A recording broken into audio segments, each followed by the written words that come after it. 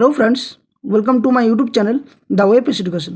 So friends, এই মুহূর্তে একটা গুরুত্বপূর্ণ আপডেট, সেটা হচ্ছে হাইকোর্টের নির্দেশে 2022 স্টেট রিক্রুটমেন্টে এনআরএসদের চাকরির নির্দেশ দেওয়া হয়েছে। তো প্রাথমিকে নতুন করে প্যানেল তৈরি প্রকাশের নির্দেশ দেওয়া হয়েছে। তো এই অর্ডার কপিতে কি রয়েছে, এখানে কি নির্দেশ দেওয়া হয়েছে, প্যানেল প্রস্তুতি নিয়ে কী বলা হয়েছে হাইকোর্টে, ডকুমেন্টস ভেরিফিকেশন কবে, সবাই কি এই মানে ইয়েতে ডকুমেন্টস ভেরিফিকেশনের পর চাকরি পাবে, অ্যাপয়েন্টমেন্ট কি বলা হয়েছে, ভ্যাকেন্সি, ক্যান্ডিডেট কত, এই ডিটেলস আমরা ভিডিওতে আলোচনা করব। এবং যে কালকে অর্ডার কপি দেওয়া হয়েছে এনআরএসদের তরফ থেকে, সেই হাইকোর্টের অর্ডার কপি সম্পূর্ণ বাংলাতে আমরা ব্যাখ্যা করব। তো যারা চ্যানেলে নতুন আছো, প্রথমেই বলবো যে ভিডিওটা দেখো শেষ পর্যন্ত, এবং চ্যানেল নতুন হয়ে থাকলে চ্যানেলটি সাবস্ক্রাইব করে পাশে থাকা বেল নোটিফিকেশন অন করো, কারণ এই ধরনের সমস্ত নিউজ নোটিফিকেশান, চাকরির আপডেট পাওয়ার জন্য অনেক হেল্পফুল হবে তোমাদের চ্যানেলটা। তো দেখো, তোমরা সকলেই জানো যে কালকে 13/6/2025 সুপ্রিম কোর্টের যে নির্দেশ রয়েছিল, সেই মোতাবেক কিন্তু পর্ষদের যে এনআরএসদের নিয়োগ প্রক্রিয়া সেখানে সম্পন্ন করার একটা নির্দেশ দেওয়া হয়েছিল, যেটা 3 মাসের নিয়োগের কথা বলা হয়েছিল। ঠিক একইভাবে কিন্তু যে সমস্ত ক্যান্ডিডেটদের মানে নাম ছিল না আর কি সুপ্রিম কোর্টের নির্দেশ অনুসারে, বা তারা অ্যাপিল করেনি, তারা কালকে 13/6/2025 তারিখে কোর্ট নাম্বার 18-তে অনারেবল জাস্টিসের বেঞ্চে এই আপিল করে যে তারা কিন্তু এই এনআরএসের যে কোর্স, সেই কোর্স সম্পন্ন করেছে এবং যে যে যোগ্যতাগুলো চাওয়া হয়েছে তাদের সমস্ত যোগ্যতাগুলো রয়েছে। তো এখানে ডিটেলস দেখতে পাচ্ছ, যেখানে ক্যান ফাইল করেছে, যেটা মূল রয়েছে অ্যাপিলটা, সেটা হচ্ছে WPA 6695 অফ 2024। এখানে অনেকগুলো কিন্তু ক্যান ফাইল করা হয়েছে, যেখানে পম্পা দত্ত ধর and others versus union of India and others. তো এখানে দেখো একটা নির্দেশ দেওয়া হয়েছে, যেটা মূল বিষয়টা আমি একটু মোটাভাবে বলে দিই। প্রথমত, যে এনআরএসদের নির্দেশ দেওয়া হয়েছিল সুপ্রিম কোর্টে যে তারা কিন্তু প্রাথমিকের জন্য এলিজিবল, এবং সে মোতাবেক 3 মাসের সময় দেওয়া হয়েছিল পর্ষদকে। ঠিক ওই মানে সূত্র ধরে বা ওই আইন অনুসারে বা ওই সুপ্রিম কোর্টের নির্দেশ অনুসারে পশ্চিমবঙ্গের প্রাথমিক পর্ষদ 9 তারিখ থেকে 18 তারিখের মধ্যে একটা নির্দিষ্ট ডেট বেঁধে নিয়ে এনআরএসদের যে সমস্ত ডকুমেন্টস দরকার প্রাথমিকের জন্য, সেই ডকুমেন্টস ভেরিফিকেশনের জন্য একটা নোটিশ পাবলিশ করে। এই নোটিশ পাওয়ার পরে কিন্তু কিছু ক্যান্ডিডেট, অর্থাৎ প্রায় শতাধিক ক্যান্ডিডেট বা হাজারের কাছাকাছি ক্যান্ডিডেট হাইকোর্টের দ্বারস্থ হয়, এবং সেখানে গিয়ে তারাও একইভাবে অ্যাপিল করে যে আমরা এর আগে সুপ্রিম কোর্টে অ্যাপিল করিনি, কিন্তু আমরা এই যে মানে লিস্ট প্রকাশ করেছে, সেই লিস্টের সমতুল্য যোগ্যতা আমাদের রয়েছে, আমাদের এনআরএস রয়েছে, এবং আমরাও এই ডকুমেন্টস ভেরিফিকেশনের সুযোগ পাওয়ার জন্য আবেদন জানাচ্ছি। তো সেই মোতাবেক কালকে কিন্তু শুনানি হয়, এবং শুনানিতে বিস্তৃতভাবে অনেক কিছু ব্যাখ্যা দেওয়া হয় এবং অনেক কিছু নির্দেশ অনারেবল জাস্টিসের তরফ থেকে কিন্তু দেওয়া হয়। তো কী কী নির্দেশ দেওয়া হয়, অনেকগুলো কিন্তু ক্যান ফাইল করা হয়েছে এখানে যুক্ত। তো সম্পূর্ণ ডিটেলসগুলো আমরা এক এক করে ভিডিওর মধ্য দিয়ে আলোচনা করব। তো কেউ স্কিপ না করে ভিডিওটা শেষ পর্যন্ত দেখো, এবং ভিডিওটার যে ডিটেলস সেটা আমি সম্পূর্ণ বাংলাতে তোমাদের সামনে আমি ব্যাখ্যা করব। অনেকগুলো কিন্তু নির্দেশ দেওয়া হয়েছে, কী কী নির্দেশ দেওয়া রয়েছে সেটা আমরা আলোচনা এবার করছি। চলো, তো দেখো, প্রথমত যেটা বলা হয় সেটা হচ্ছে যে 2025 সালে এই যে প্রাথমিকের যে নিয়োগ প্রক্রিয়া এখনও পর্যন্ত সম্পন্ন নেই, 2022 রিক্রুটমেন্ট প্রসেসের, সেখানে যে 3 মাসের মধ্যে এনআরএসদের নিয়োগ করার প্রক্রিয়া, সেই নিয়োগ প্রক্রিয়ার জন্য একটা নোটিশ পাবলিশ করে আমাদের পর্ষদের থেকে, অর্থাৎ পশ্চিমবঙ্গ পর্ষদ থেকে, এবং ডকুমেন্টস ভেরিফিকেশনের জন্য নির্দেশ দেয়। তো সেখানে কি কি বিষয় বলা হয়, কালকের যে অ্যাপিল করা হয়েছিল বা হাইকোর্টে যে শুনানি হয় সেখানে, তো আবেদনকারীদের পক্ষ থেকে বলা হচ্ছে যে তারা পশ্চিমবঙ্গ রাজ্য প্রাথমিক শিক্ষক পদ পূরণের জন্য বোর্ড কর্তৃক শুরু হওয়া যে 2022 সালে নির্বাচন প্রক্রিয়া অংশগ্রহণ করেছিলেন, অর্থাৎ যে টেট পরীক্ষাটা হয় সেখানে অংশগ্রহণ করেছিলেন।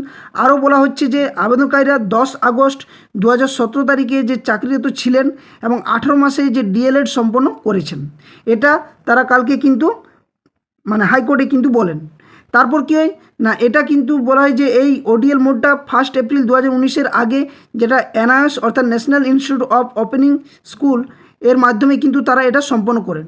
আবেদনকারীদের পক্ষ থেকে আবার কি যুক্তি দেওয়া হয় না, আবেদনকারীদের পক্ষ থেকে যুক্তি দেওয়া হচ্ছে যে বোর্ডের সচিব কর্তৃক 30 মে 2025 তারিখে যে ডকুমেন্টস ভেরিফিকেশনের জন্য একটা লিস্ট বিজ্ঞপ্তি জারি করে, যা 2024 সালের SLP সি নম্বর 19139-এর কৌশিক দাস ভার্সেস অন্যান্য বনাম পশ্চিমবঙ্গ রাজ্য সরকার বনাম অন্যান্যর যে উদ্ভূত যে সিভিল আপিল করা হয়েছিল 4 এপ্রিল 2025 তারিখে প্রদত্ত যে মাননীয় সুপ্রিম কোর্টের রায়ের সম্পূর্ণ ভিত্তিতে, সেখানে 9 জুন 2025 থেকে 18 জুন 2025 তারিখের মধ্যে বোর্ডের অফিস থেকে উক্ত আপিলকারীদের জন্য যাচাইয়ের যে ডকুমেন্টস ভেরিফিকেশন যাচাই সেটা কিন্তু একটা নোটিশ পাবলিশ করে।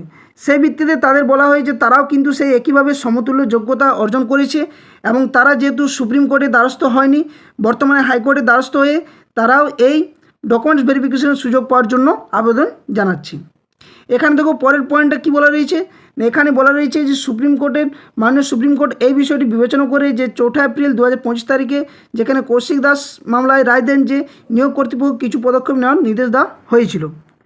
তো এই মোতাবেক কিন্তু এখানে বলা হচ্ছে যে 10 আগস্ট 2017 তারিখে কর্মরত যে শিক্ষকদের যে 1 এপ্রিল 2019-এর আগে যারা এনআরএস করেছে 18 মাসের ডিএলএড প্রোগ্রাম, তাদের কিন্তু অন্যান্য প্রতিষ্ঠানে আবেদন করার জন্য এবং পদোন্নতির জন্য বিবেচনা করার রায় নির্দেশ কিন্তু দেওয়া হয়েছিল সুপ্রিম কোর্টে। তো আমরাও ঠিক একইভাবে কিন্তু এই যে সুযোগ সেই সুযোগ গ্রহণ করতে চাই এবং আমরাও একইভাবে এই সমতুল্য যোগ্যতা অর্জন করে রয়েছি। তো এই যুক্তিতে কিন্তু কি বলা হচ্ছে না, 4 এপ্রিল 2025 তারিখে রায় নির্দেশের যোগ্যতা মানদণ্ড অনুসারে মাননীয় সুপ্রিম কোর্টের সামনে যে আপিলকারীদের মতো একই পরিস্থিতিতে আমরা প্রার্থী রয়েছি, তাই তাদের যাচাইকরণ প্রক্রিয়া অংশগ্রহণে অনুমতি দেওয়া যেতে পারে বলে বলা হয়েছে হাইকোর্টের তরফ থেকে। এবং এখানে বলা হয়েছে যে 10 আগস্ট 2017 তারিখে চাকরিরত থাকা যাচাই এবং বাছাইয়ের প্রক্রিয়া মানদণ্ড পূরণকারীর জন্য আমরা সম্পূর্ণভাবে প্রস্তুত রয়েছি। সেই মোতাবেক কিন্তু আদালত এই রায় দেয় এবং এই রায়ের ভিত্তিতে তাদের কিন্তু একটা সম্পূর্ণ নিরপেক্ষভাবে তাদের ডকুমেন্টস ভেরিফিকেশনের জন্য একটা নির্দিষ্ট সময় দেওয়া হয়। কিন্তু সেই সময় পর্ষদের তরফ থেকে যিনি অ্যাডভোকেট ছিলেন উনি কিন্তু বলেন যে সুপ্রিম কোর্টের রায় যেহেতু 3 মাসের সময়ের মধ্যে নিয়োগ প্রক্রিয়া সম্পন্ন করতে হবে, সেই মোতাবেক যদি এতজন ক্যান্ডিডেট আবার নতুন করে এই ডকুমেন্টস ভেরিফিকেশনের জন্য চায় তাহলে কিন্তু সময়টা থাকবে না। তাই আমরা এই মুহূর্তে এই নিয়ে যে সমস্ত পদক্ষেপ নেওয়ার সেগুলো এক এক করে কিন্তু নেব এবং সময়টা যথোপযোগ্য হবে। ঠিক সেই সময় হাইকোর্টের তরফ থেকে বিচারপতি বলেন যে সময়ের ক্ষেত্রে কোনো কিছু বাধা নজর না করে যতটা পারা যায় তাড়াতাড়ির মধ্যে এদেরকে এই 3 মাসের মধ্যেই কিন্তু সমস্ত যে নিয়োগ প্রক্রিয়া সেই নিয়োগ প্রক্রিয়াটা কিন্তু সম্পন্ন করতে হবে, অর্থাৎ ডকুমেন্টস ভেরিফিকেশনের জন্য। এবং সাথে সাথে বিচারপতি এটাও বলেন যে এরা যদি যারা আবেদনকারী রয়েছে তাদের যদি যে সমস্ত ক্রাইটেরিয়াগুলো ফুলফিল করার দরকার সেই ক্রাইটেরিয়াগুলো যদি তারা পূরণ করতে পারে অবশ্যই তাদেরকে এই ডকুমেন্টস ভেরিফিকেশনের সুযোগ দেওয়া এবং নিয়োগ প্রক্রিয়াতে অংশগ্রহণ করে তাদেরকেও অ্যাপয়েন্টমেন্ট লেটার দেওয়ার কিন্তু কথা বলা হয়েছে সম্পূর্ণভাবে। তো এটা ছিল মূল বিষয়। তো এখান থেকে একটা কথা বলা যায় যে অনেক চাকরি প্রার্থী যারা সুপ্রিম কোর্টের দ্বারস্থ হয়নি, এনআরএস চাকরি প্রার্থী তারা কিন্তু হাইকোর্টের দ্বারস্থ হওয়ার পর রায় দেওয়া হয় যে তাদেরকে কিন্তু এই সুযোগ দেওয়া হবে এবং তারাও কিন্তু ডকুমেন্টস ভেরিফিকেশনের সুযোগটা পাবে এবং এই সম্পূর্ণ নিয়োগ প্রক্রিয়াটা কিন্তু পর্ষদকে অর্ডার দেয় যে 3 মাসের মধ্যে তাদেরকে কিন্তু নিয়োগ করা একদম সম্পন্ন করতে হবে।